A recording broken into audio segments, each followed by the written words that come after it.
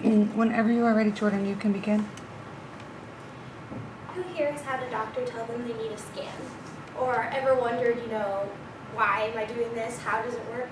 I have. Today I'm going to talk to you about nuclear medicine imaging. I have had a big interest in this my entire life. It's the career field I want to go into, and I've also shadowed this department in Apple and Valley Medical Center. So today I'm going to talk to you about what nuclear medicine imaging is, how it works, and when we use it. So let's get into what it is. So nuclear medicine imaging is one of the more complex imagings there is out there.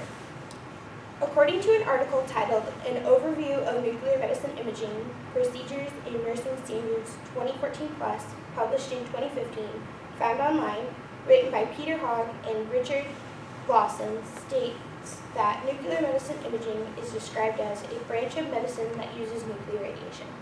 So this means that the person taking the scan uses radiation on the patient that they're taking the scan of. And then the machine picks up the radiation, creating the image that they use in diagnostics. This is the machine that they use, one of the machines that they use during the scans. So the round part has cameras that picks up the radiation, as well as the arm that sticks out, and then the bed that the patient lays on. So now that we know what it is, we can go into how it works. So it's pretty complicated, but once you break it down, you kind of can understand. As stated in Chapter 5, Nuclear Medicine SPECT and PET Imaging Principles in Medical Imaging Principles, Detectors, and Electronics, edited by Christoph Anuski and published in 2009 by John Wiley & Sons Incorporated, accessed online, the machine creates images by measuring electromagnetic radiation emitted by the tracer molecules, which have been labeled with a radioactive isotope and introduced into the patient's body.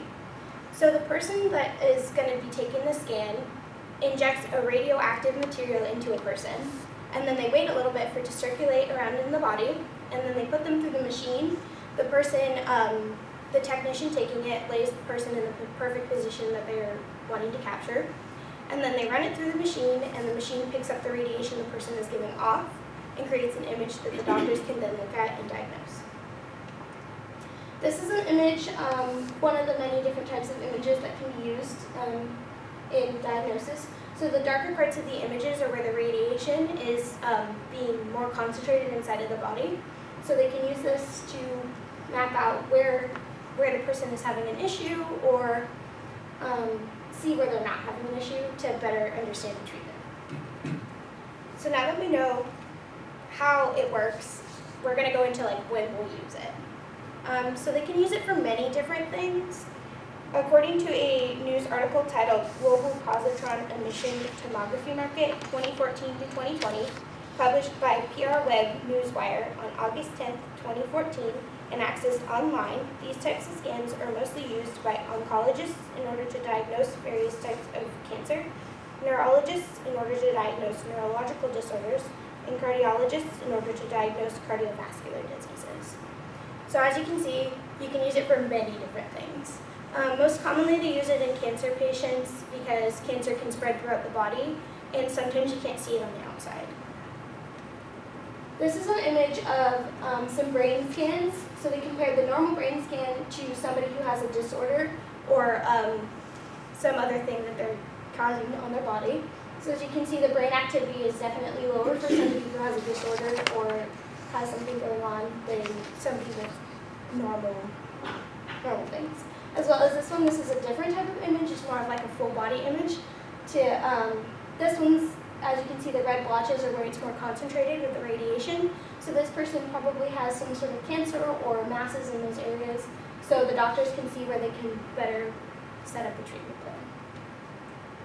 So now that we've talked about what nuclear medicine and radiation is, how it works, and when we use it inside the medical field, we can look at the bigger picture. So next time you go to the doctor and they ask you to do something, maybe think about why they're having you do it and how it works, because it can probably help you better understand your diagnosis and help the doctors better understand a good treatment plan for you.